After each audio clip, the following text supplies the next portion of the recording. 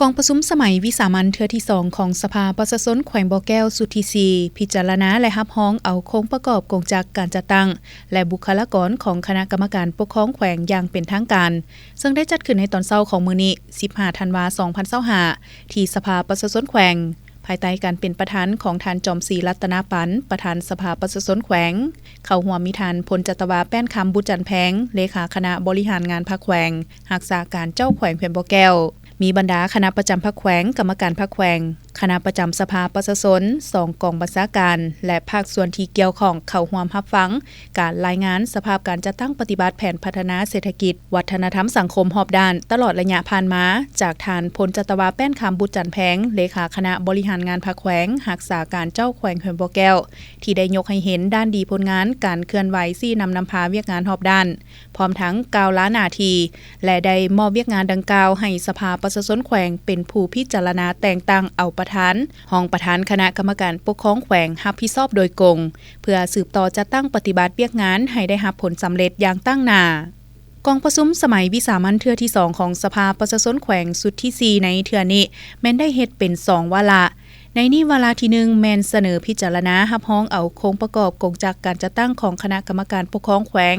เสนอโดยท่านพันเอกหุ่มแพงอินทจักรรองประธานสภาประชาชนแขวงเพื่อให้สมาชิกสภาประชาชนแขวงพิจารณารับร้องเอาโครงประกอบดังกล่าวให้ถูกต้องตามกฎหมายว่าด้วยสภาประชาชนแขวงฉบับปรับปรุง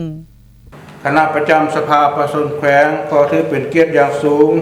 เรียนเสนอมายังกองประชุมเพื่อค้นคว้าพิจารณารับรองเอาโครงประกอบกงจักและบุคลากรของกรรมการคณะกรรมการปกครองแขวงบ่อแก้วอยู่ในกองประชุมสมัยสามัญเทื่อที่2ของสภาประชาชนแขวงบ่อแก้วสุดที่4ซึ่งมีเนื้อในละเอียดดังนี้ 1. เสนอพิจารณารับรองเอาโครงประกอบกงจักของคณะกรรมการปกครองแขวงบ่อแก้วประกอบมี2กองบัญชาการ12แผนกและ2องค์การเทียบเท่าดังนี้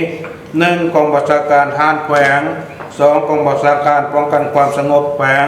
3. แผนกการต่างประเทศ 4. ห้องว่าการแขวง 5. แผนกยุติธรรม 6. แผนกศึกษาธิการและกีฬา 7. แผนกวัฒนธรรมและท่องเที่ยว 8. แผนกสาธารณสุข 9. แผนกการเงิน 10. แผนกกสิกรรมและสิ่งแวดล้อม 11. แผนกอุตสาหกรรมและการค้า 12. แผนกโยธาธิการและขนส่ง 13. แผนกแรงงานและสวัสดิการสังคม 14. แผนกเทคโนโลยีและการสื่อสาร 15. ห้องการคณะกรรมการส่งเสริมและคุ้มครองการลงทุน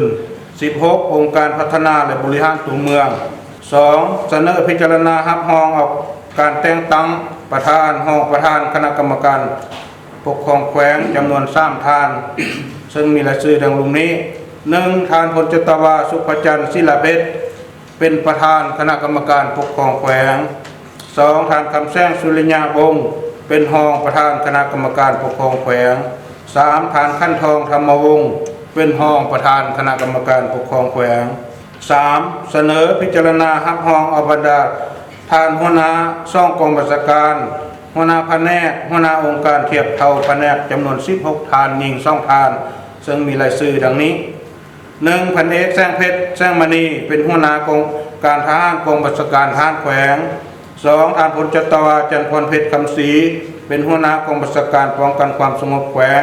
3. ท่านปริญญาเอกคำนุวงศ์สุนวิเลิศเป็นหัวหน้าแผนกการต่างประเทศ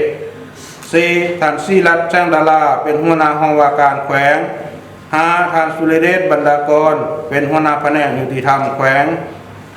6. ท่านวันดีธรรมวงศ์เป็นหัวหน้าแผนกศึกษาธิการและกีฬาแขวง 7. ท่านนางบุญยกแสงสว่างเป็นหัวหน้าแผนกวัฒนธรรมและท่องเที่ยวแขวง 8. ท่านดร.คำสิ้นพรหมหารเป็นหัวหน้าแผนกสาธารณสุขแขวง 9. ท่านศรีสุขคุณวิทองเป็นหัวหน้าแผนกการเงินแขวง 10. ท่านแก้นจันทร์ธรรมแสงเป็นหัวหน้าแผนกกสิกรรมและสิ่งแวดล้อมแขวง 11. ท่านนางศรีอัมไพสุรธีเป็นหัวหน้าแผนกอุตสาหกรรมและการค้าแขวง 12. ท่านวงเพชรสุขวงศ์เป็นหัวหน้าแผนกโยธาธิการและขนส่งแขวง 13. ท่านวรรณซ่อนโพธิปัญญาเป็นหัวหน้าแผนกแรงงานและสวัสดิการสังคมแขวง 14. ท่านทวีพรวงศ์โลคำ เป็นหัวหน้าแผนกเทคโนโลยีและการสื่อสารแขวง15ท่านห้องแก้ววินัยวงศ์เป็นหัวหน้าห้องการคณะกรรมการส่งเสริมและคุ้มครองการลงทุนแขวง16ท่านคุณแซงทุนอินใจ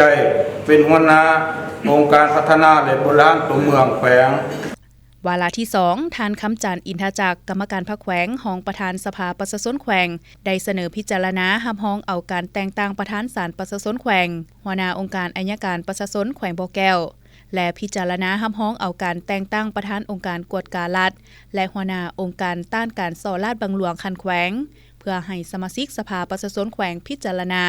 รับรองเอาโครงประกอบดังกล่าวให้ถูกต้องตามกฎหมายว่าด้วยสภาประชาชนแขวงฉบับปรับปรุงคณะประจำสภาประชาชนแขวงข้อถือเป็นเกียรติเรียนเสนอมายังกองประชุมเพื่อค้นคว้าพิจารณารับรองเอาการเสนอแต่งตั้งประธานศาลประชาชนแขวงหัวหน้าองค์การอัยการประชาชนแขวงประธานกวดการรัฐแขวงและหัวหน้าองค์การต้านการส่อราษฎร์บังหลวงคันแขวง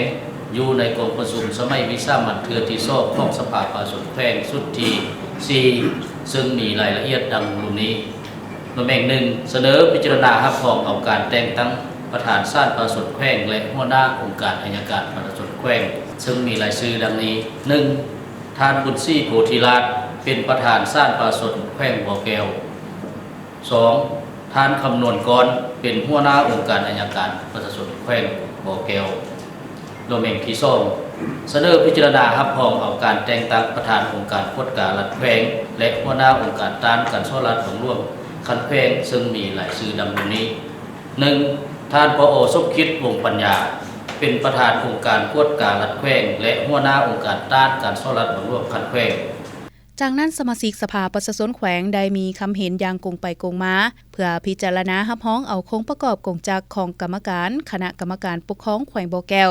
ซึ่งประกอบมี2กองบัญชาการ12แผนกและ2องค์การเทียบเท่าแผนกให้ถูกต้องสอดคล้องตามกฎหมายท้องถิ่นครับเจ้าก็เห็นว่าการกำหนดดังกล่าวนั้นถือว่ามันถูกต้องสอดคล้องกับทิศนำของพรรคโดยเฉพาะแม่นมติ03ของคณะงานศูนย์กลางพรรคลงวันที่12มีนาคม2025นี้ว่าด้วยการปรับปรุงกงจักรการจัดตั้งและกรรมติ05ของสภาแห่งชาติและมตินิติกรรมอื่นๆที่เกี่ยวข้องจึงเห็นได้ว่ามันไปตามทิศกทัดสมเหตุสมผลและถือเอาคุณภาพเป็นต้นต่อเพราะว่าผ่านมาพวกเราเห็นว่านับแต่อยู่ขั้นศูนย์กลางขั้นแขวงขั้นเมืองนั้นมันมีกงจักรที่ใหญ่ตัวหลายและก็มีหลายเวียกหลายภาคส่วนที่เฮ็ดภาระหน้าที่ชิดหน้าที่มันยังซับซ้อนกันก้าวกายกันบางเวียกมันมีหลายภาคส่วนชี้นำและก็มีหลายภาคส่วนเฮ็ดแต่บางเวียกบ่มีผู้ใดเฮ็ดเมื่อเกิดปัญหาแล้วพวกเฮาก็เฮ็ดมีการโยนความรับผิดชอบให้กันไปมาและก็มีหลายขั้นหลายข้อและสร้างความยุ่งยากให้การบริหารรัฐก็คือสังคมในการจัดตั้งเคลื่อนไหวเวียกงานต่างๆเหตุให้และนอกจากนั้นก็ยังมีปัญหาอื่นเติมฉะนั้นปัญหาดังกล่าวนี้ที่เกิดขึ้นพวกเราเห็นว่ามันมีความยุ่งยากหลายและเพื่อแก้ไขปัญหาดังกล่าวนี้คณะกรรมการปกครองแขวงก็ได้เสนอผ่านคณะประจำสภาส่วนแขวงเกี่ยวกับโครงประกอบกงจักรของคณะการปกครองแขวงในเรื่องนี้ก็ถือว่าเห็นว่าถูกต้องสอดคล้องและเหมาะสมและครับเจ้าก็มีความเชื่อมั่นว่าภายใต้การนำพาของคณะพรรคก็คือคณะกรรมการปกครองแขวงในสุดนี้ที่เห็นว่าสมทบกับกงจักรที่มีการกระทัดรัดขึ้นตืมเป็นสามารถ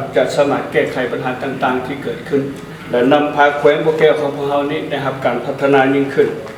และอีกทีนึงก็ครับเจ้าขอแสดงความเห็นดีและสนับสนุนต่อการเสนอในครั้งนี้